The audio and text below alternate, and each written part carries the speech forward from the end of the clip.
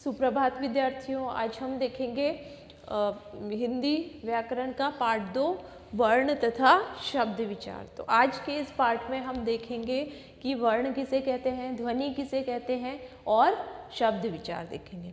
तो बोलते समय हमारे मुंह से क्या निकलती है? ध्वनि निकलती है। अभी जब मैं आपके सामने बोल रही हूँ तो क्या निकल रहा है? ध्वनि आपको सुनाई दे रही है। ध्वनि क्या होती है? भाषा का सबसे छोटा रूप होती है। ध्वनि जो होती है भाषा का सबसे छोटा रूप होती है, उसके टुकड़े नहीं किए जा सकते। तो ध्वनियाँ ही क्या है? वर्ण है।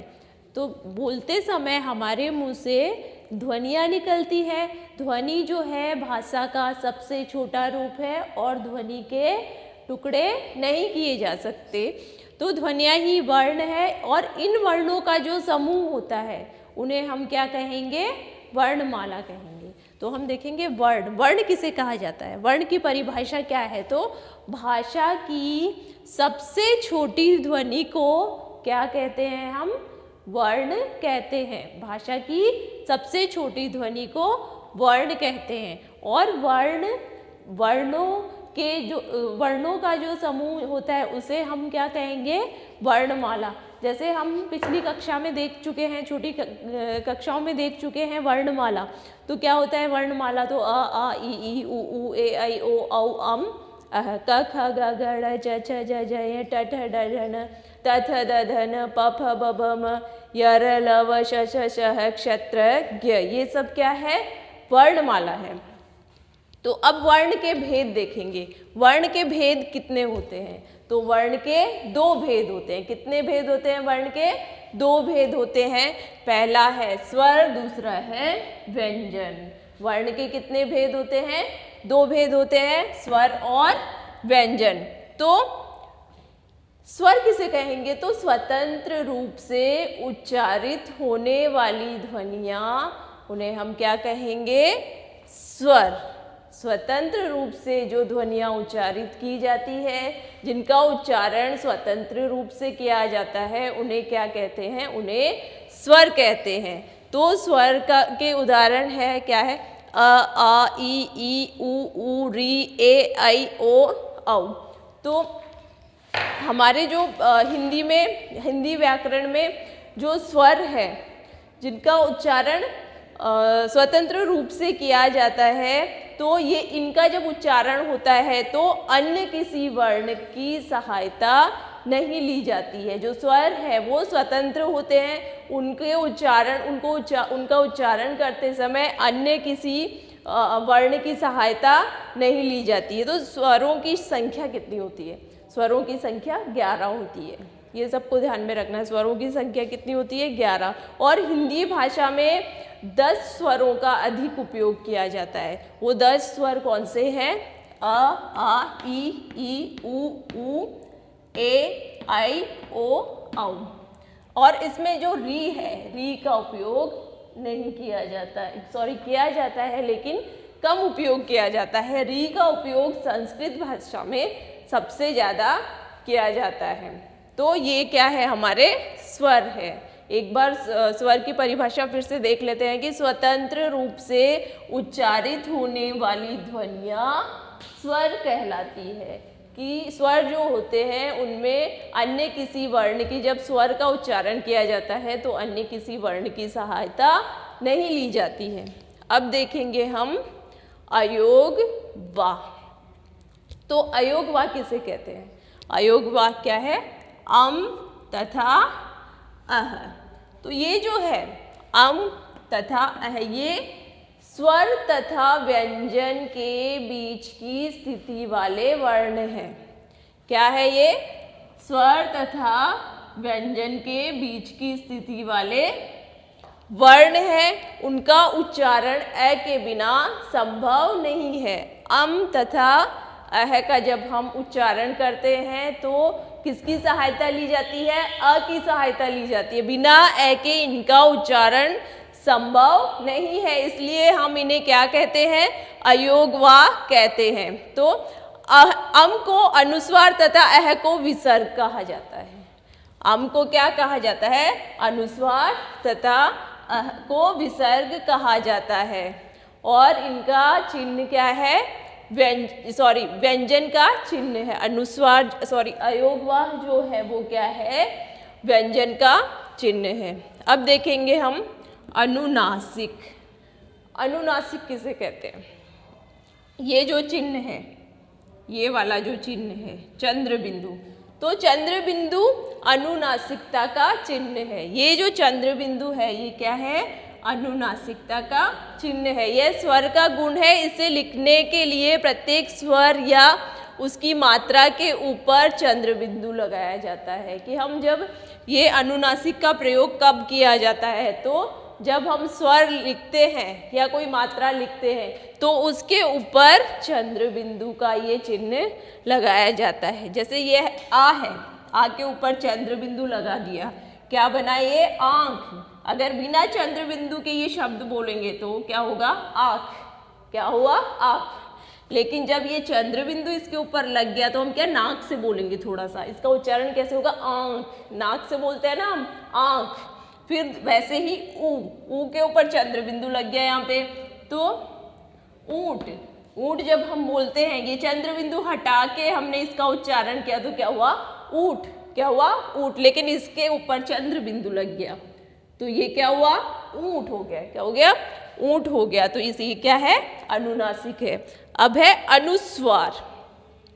अनुस्वार जो है यह है क वर्ग आदि पांचों वर्गों का पांचवा वर्ण है। क वर्ग, क ख ग घ अड़। अड़ क्या है, क का पांचवा वर्ण। वैसे ही च छ ज झ य क्या है, पांचवा वर्ण है। वैसे ही ट ठ ड ढ ण अड़ क्या है, पांचवा वर्ण है। न और म ये क्या होता है कि यह क वर्ग आदि पांचों वर्गों का पांचवा वर्ण क्या है, अनुस्वार है। और इसका चिन्ह कैसा होता है, ये इसका चिन्ह होता है। प्यारे विद्यार्थियों, अब सब अपनी किताब में ध्यान देंगे। पेज नंबर 12, सामान्य स्वर तथा अनुनासिक स्वर। तो ये दो भेद बताए हुए हैं इसमें कि सामान्य स्वर क्या होते हैं और अनुनासिक स्वर क्या होते हैं। इसकी सारणी दी हुई है आपकी किताब में, देखेंगे सब अपनी किताब में, ध्यान होना चाहिए। स्वर व मात्रा, आगे है उदाहरण, अनुनासिक स्वर तथा उदाहरण। तो पहले स्वर व मात्रा दिया गया है और उसका उदाहरण दिया गया है।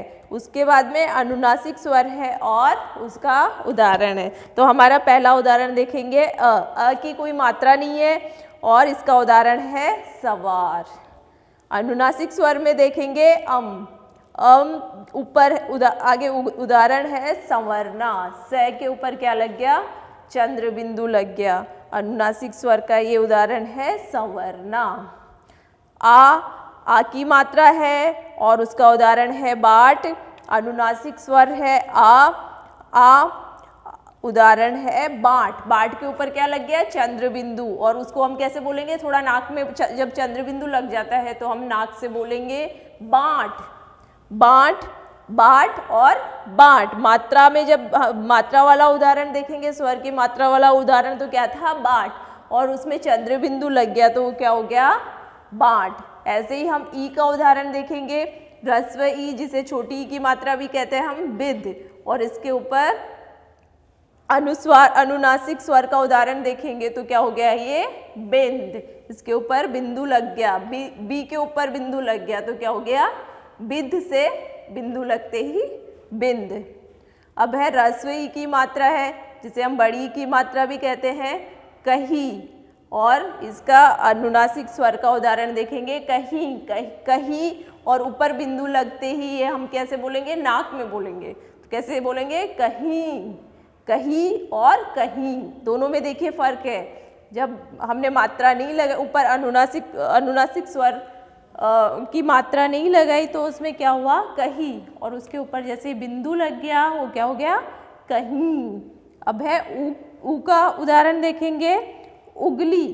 ऊ स्वर मात्रा में ऊ की मात्रा है उगली, उसके ऊपर चंद्र बिंदु लग गया तो क्या हो गया, उंगली। क्या हुआ, उगली से उंगली।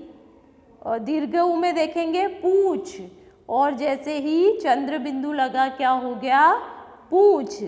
कहे, कहे, जैसे चंद्र बिंदु लगा, क्या हुआ कहे। ए के ऊपर क्या है चंद्र बिंदु, है के ऊपर क्या लग गया, हे के ऊपर क्या लग गया बिंदु लग गया, तो वो क्या हो गया अनुस्वार लग गया, तो क्या हो गया कहे। फिर है, ए की मात्रा है ऐ है, लेकिन इसको हम बोलने में क्या बोलेंगे है, तो ए की मात्रा ऊपर अनुस्वार लग गया, क्या हुआ है, नाक में बोलेंगे, कैसे बोलेंगे है। आगे है ओ की मात्रा गोद, ओ की मात्रा और क्या हो गया गोद, ग के ऊपर ओ की मात्रा लगी, क्या हुआ गोद हो गया, उसके ऊपर अनुस्वार लग गया, गोद से क्या हो गया गोंद। देखो दोनों शब्दों का अर्थ बदल जाता है। बिना अनुस्वार के जब हमने बोला क्या था गोद, और जैसे ही उस पर अनुस्वार लगा क्या हो गया गोंद। वैसे ही औ की मात्रा है तो औ की मात्रा च के ऊपर लगी, क्या हो गया चौक, और उसके ऊपर जैसे ही अनुस्वार लगा क्या हो गया चौक। तो ये हमने क्या देखा सामान्य स्वर तथा अनुनासिक स्वर। अब है व्यंजनों के साथ अनुनासिक स्वर मात्राओं के रूप में आते हैं। शिरोरेखा के ऊपर आने पर मात्रा के साथ चंद्र बिंदु न लिखकर बिंदु लिखा जाता है, जैसे कि हैं, नहीं, क्योंकि आदि। चंद्र बिंदु और अनुस्वार जो हमारे होते हैं कहाँ पे लगता है, ये हमारी शिरोरेखा होती है, इसके ऊपर ये लग गया चंद्र बिंदु और ये लग गया अनुस्वार। आगे हम देखेंगे इनके कुछ उदाहरण है, जैसे कि कंघा, कंगन, गेंद, मैं, नींद। अब देखेंगे स्वर तथा मात्राएं। तो प्रत्येक स्वर दो प्रकार से प्रयोग किया जाता है। कितने प्रकार से प्रयोग किया जाता है प्रत्येक स्वर को? 2 प्रकार से। तो अब यहाँ पे हम देखेंगे स्वर तथा मात्राएं। तो इनके भी 2 भेद होते हैं, एक तो होते हैं मूल रूप में और एक मात्रा के रूप में। स्वर तथा मात्राएं 2 प्रकार से देखेंगे कि एक तो होते हैं मूल रूप में, दूसरा मात्रा के रूप में। तो मूल रूप में जैसे हम सब जानते हैं आ, ई, ऊ, री, ए, ऐ, ओ, औ। और अब इनकी जो मात्रा है तो मात्रा के रूप में देखेंगे आ की कोई मात्रा नहीं है, ये आ की मात्रा, ये छोटी ई की मात्रा जिसे हम ह्रस्व ई कहेंगे, ये बड़ी ई की मात्रा दीर्घ ई, ऊ की मात्रा छोटा ऊ की मात्रा, बड़े ऊ की मात्रा। री के लिए हम ये चिन्ह लगाएंगे, री को ऐसे लिखेंगे। फिर है आई की मात्रा, ए की मात्रा, आई की मात्रा, ओ की मात्रा और औ की मात्रा। तो ये हमने क्या देखा, ये जो है ये मूल रूप में है स्वर और ये मात्रा के रूप में हमने देखी। अब जैसे स्वर मूल रूप में देखेंगे क, स्वर मूल रूप में क, तो कलम एक शब्द बना स्वर मात्रा के रूप में कलम। फिर आगे है का से क्या बना काला, की कितना, की कील, सब अपनी किताब में देखेंगे।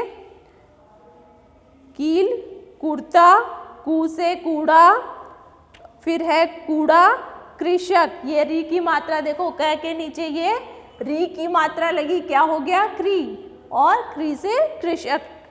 के केला, कै कैमरा, को कोयल, कौ कौन।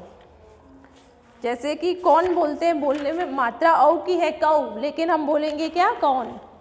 स्वर के भेद, अब आगे हम देखेंगे स्वर के भेद। स्वर के कितने भेद होते हैं, तो स्वर के 2 भेद होते हैं, एक ह्रस्व और दीर्घ। एक होता है ह्रस्व, दूसरा वाला दीर्घ। तो ह्रस्व स्वर इनके बोलने में जो है समय हमेशा कम लगता है। ह्रस्व स्वर जो होता है इसके उच्चारण में समय कम लगता है, जैसे अ, ई, उ, इसमें समय कम लगता है। दीर्घ स्वर देखेंगे तो इसमें समय हमेशा अधिक लगता है। दीर्घ स्वर के उच्चारण में हम देखेंगे समय अधिक लगता है, जैसे कि आ में हमने देखा आ में ज़्यादा समय नहीं लगा, लेकिन इसमें ज़्यादा समय लगेगा आ। इसमें समय ज़्यादा नहीं लगा ई, लेकिन इसमें समय ज़्यादा लगेगा ई। ऊ इसमें समय ज़्यादा नहीं लगा, लेकिन इसमें अधिक समय लगेगा। ऊ, ऊ, आई, ए, आई, ओ, औ। तो ये दो प्रकार देखे हमने स्वर के, ह्रस्व स्वर और दीर्घ स्वर। ह्रस्व स्वर के उच्चारण में समय कम लगता है, दीर्घ स्वर के उच्चारण में समय अधिक लगता है। आगे देखेंगे हम, एक चिन्ह और है ये वाला चिन्ह। किसी भी वर्ण के ऊपर जब ये चिन्ह लगता है तो इसका उच्चारण हम कैसे करते हैं? तो ये अंग्रेजी भाषा का स्वर है। ये क्या है? अंग्रेजी भाषा का स्वर है। जैसे कि ऑफिस, तो ये चिन्ह हमने लगाया ऑफिस, बॉल, कॉपी, तो ये आ के ऊपर ये ऐसे चिन्ह लग जाएगा। ये आ है, ये आ है, लेकिन जब ये चिन्ह लग गया तो ये क्या हो गया? ओ। ऑफिस, बॉल, ऐसे इसका उच्चारण होगा। कॉपी। अब है व्यंजन। व्यंजन किसे कहेंगे? तो स्वरों की सहायता से बोले जाने वाले वर्ण, जिन वर्णों को हम, जिनका उच्चारण हम स्वरों की सहायता से करते हैं, उन्हें क्या कहा जाता है? उन्हें व्यंजन कहा जाता है। ये परिभाषा व्यंजन की है। क्या? तो स्वरों की सहायता से बोले जाने वाले वर्ण क्या कहलाते हैं?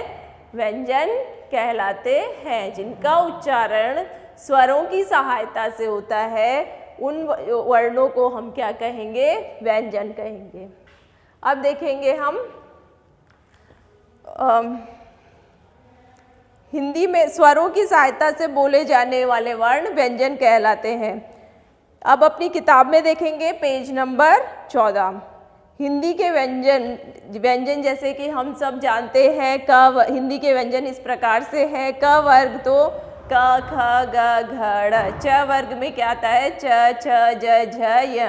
ट वर्ग में ट, ठ, ड, ढ, ण। त वर्ग में त, थ, द, ध, न। प वर्ग में प, फ, ब, भ, म। फिर है आगे य, र, ल, व, श, श, श, ह, क्ष, त्र, ज्ञ। तो व्यंजनों की पहली 5 पंक्तियां अपने पहले अक्षर के नाम क वर्ग, च वर्ग, ट वर्ग, प वर्ग से जानी जाती है। अब देखेंगे हम संयुक्त व्यंजन। संयुक्त व्यंजन किसे कहते हैं? तो दो व्यंजनों के मेल से बने संयुक्त व्यंजन संयुक्त व्यंजन कहलाते हैं। संयुक्त व्यंजन, तो दो व्यंजनों के मेल से बने हुए व्यंजन क्या कहलाते हैं? संयुक्त व्यंजन। तो संयुक्त व्यंजन कौन से हैं? तो क्ष, त्र, ज्ञ और श्र। इनको संयुक्त व्यंजन क्यों कहा जाता है? क्योंकि ये दोनों, ये किससे बने हैं? दो व्यंजनों के मेल से। आधा क के नीचे हलंत लग गया, आधा क और श दोनों का मेल हुआ तो क्या बना? क्ष। त, आधा त के नीचे हलंत लग गया, त और र क्या हो गया? त्र। ज के नीचे हलंत लग गया तो क्या हो गया? आधा ज प्लस य, क्या हुआ? ज्ञ। और श्र, तो श के नीचे हलंत लग गया और र के दोनों के मेल से क्या बना? श्र हो गया। तो ये क्या है? हमारे संयुक्त व्यंजन। कौन से संयुक्त व्यंजन? क्ष, त्र, ज्ञ और श्र। ये क्या हो गए? हमारे संयुक्त व्यंजन हो गए। अब देखेंगे हम आगे हलंत। हलंत किसे कहते हैं? तो स्वर के बिना व्यंजन लिखने के लिए कई बार व्यंजन के नीचे रेखा लगाई जाती है, इसे हलंत कहते हैं। क्या कहेंगे हम? स्वर, कोई भी स्वर हमने कोई भी वर्ण लिखा, उसको स्वर के बिना लिखा तो उसके नीचे हम क्या लगाएंगे? एक रेखा लगाएंगे, उसे हम क्या कहेंगे? हलंत कहते हैं। तो इसे हलंत कहते हैं। हलंत से पता चलता है कि व्यंजन में क्या नहीं है? अ नहीं है। व्यंजन स्वर के बिना लिखा गया है। तो हलंत से क्या पता चलता है कि हमने व्यंजन को स्वर के बिना लिखा। जैसे ये ट है, ट के नीचे मैंने हलंत लगा दिया तो ये क्या हो गया? ये स्वर के बिना है। तो जैसे कि इसका उदाहरण हम देखेंगे, पट्टी, इसमें ट आधा है, आधा ट है, प है, आधा ट है, तो ये क्या हो गया? पट्टी। इसमें स्वर का उच्चारण नहीं होगा। आगे त है, त के नीचे मैंने हलंत लगा दिया तो ये क्या हो गया, इसमें इसका उदाहरण होगा कुत्ता। तो ये तय जो बीच में तय का उच्चारण सुनाई दे रहा है उसमें आधा तय हो जाएगा, उसमें स्वर नहीं है, ए का उच्चारण नहीं है, तो ये क्या हुआ, कुत्ता। आगे है खट्टा। अब किताब में देखेंगे अपने सभी बच्चे, ट के नीचे हलंत लग गया तो क्या हो गया, खट्टा। तो वो क्या, हलंत लगते ही वो व्यंजन क्या हो जाएगा, आधा हो जाएगा, उसमें स्वर का उच्चारण नहीं आएगा। अब देखेंगे व्यंजन को स्वर के बिना लिखने के तरीके। तो व्यंजन को हम स्वर के बिना कैसे लिखेंगे। तो पहला तरीका है हमारा पाई, ये जो मात्रा है पाई हटाना। तो ये तय लिखा है हमने, तो क्या किया हमने, इसकी ये वाली मात्रा जो है इसको हटा दिया है। तो ये क्या हो गया, इसको हमने बिना स्वर के लिखा। आगे मैं के आगे की पाई है, इसको हमने हटा दिया, ये क्या हो गया, आधा में हो गया। आगे प है, प के आगे की ये जो मात्रा है इसको हमने हटा दिया, इसकी जो पाई है उसको हटा दिया, तो ये क्या हो गया, आधा प हो गया। मतलब उसमें ए का उच्चारण नहीं आएगा, वो बिना स्वर के उसका उच्चारण होगा। आगे अभी पहला वाला हमने देखा पाई हटाना, दूसरा है हलंत लगाना। हलंत किसे कहते हैं, ये जो नीचे ये जो रेखा लगाई जाती है इसे हम क्या कहेंगे, हलंत। ये द है, द में ए का उच्चारण ए की ध्वनि हमें सुनाई दे रही है, द। लेकिन अगर ये हलंत लग गया नीचे तो ये ए का जो उच्चारण है वो हमें सुनाई नहीं देगा, ये क्या हो गया, आधा द, जिसे हम क्या बोलेंगे, आधा द हो गया। फिर ये है ड के नीचे हलंत लग गया, तो मतलब इसका जो स्वर है उसको हमने हटा दिया। है के नीचे हलंत लग गया और ट के नीचे हलंत लग गया। इसी प्रकार तीसरे तरीके से कैसे देखेंगे हम इसे, घुंडी हटाना। तो ये हमारे दो शब्द है क और फ, तो क की घुंडी हमने हटा दी, ये क्या हो गया, आधा क हो गया। और यहाँ पे हमने फ की घुंडी हटा दी, क्या हो गया, ये आधा फ हो गया। तो इस तरह से हम इनमें से स्वर को हटा दिया। अब आगे देखेंगे संयुक्त अक्षर, पेज नंबर 16 निकालेंगे सभी बच्चे। आगे का हमारा है संयुक्ताक्षर वाले शब्द। जब दो व्यंजनों के बीच कोई स्वर न हो तथा उन्हें मिलाकर लिखा जाए या बोला जाए तो मिले हुए व्यंजनों को संयुक्ताक्षर कहते हैं। संयुक्ताक्षर हम यहाँ पे आगे भी देख चुके हैं, ये हमारे संयुक्ताक्षर है, क्ष, त्र, ज्ञ और श्र। इनमें क्या है, ये दो व्यंजन का मेल है, तो क और श, तो क्या हो गया, क्ष। फिर आगे है त और अ, त और र, त्र। और यहाँ पे ज के नीचे हलंत लग गया, यह क्या हो गया, ये ज्ञ। श के नीचे हलंत लग गया, र, श, ये क्या हो गया, संयुक्ताक्षर। तो जब दो व्यंजनों के बीच कोई स्वर न हो, उन्हें मिलाकर लिखा जाए या बोला जाए तो मिले हुए व्यंजनों को संयुक्ताक्षर कहते हैं। जैसे कि क्ष, त्र, ज्ञ, श्र भी संयुक्ताक्षर है, परंतु उनका रूप बदल गया है। संयुक्ताक्षर ऊपर दी हुई 3 विधियों का प्रयोग करके बनाए जाते हैं। नीचे आप अपनी किताब में देखेंगे उदाहरण दिया गया है, आधा न और पूरा न। तो इससे क्या शब्द बना, गन्ना, पन्ना और भिन्न। फिर आधा त और पूरा त क्या बना, उत्तर, कुत्ता और पत्ता। आधा प और त, इससे क्या शब्द बने, प्राप्त, गुप्त और लिप्त। आगे देखेंगे प्य, आधा प और ये क्या बन गया, प्य। तो प्याला, प्यार और प्याज। आधा च और पूरा च, बच्चा, कच्चा और सच्चा। आधा त और पूरा थ, पत्थर, हत्ता और क्या हुआ, गुत्थी। अब नीचे देखेंगे कि र और र का संयुक्त रूप। तो हम देखेंगे बच्चों की र को 4 तरीकों से लिखा जाता है। पहला वाला तरीका ये र, ये वाला र, ये र और ये र, ये 4 तरीके से हम र को लिखेंगे। इनके उदाहरण देखेंगे हम अपनी किताब में, देखिए सभी।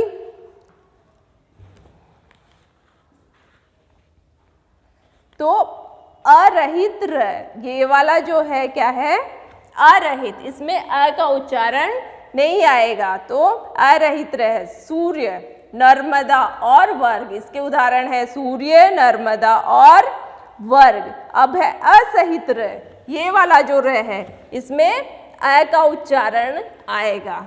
क्या है? रजत, रक्षक और पर। अब आगे देखेंगे ये वाला जो हमारा र है किस तरीके से लिखा जाएगा, किताब में देखेंगे सभी अपनी।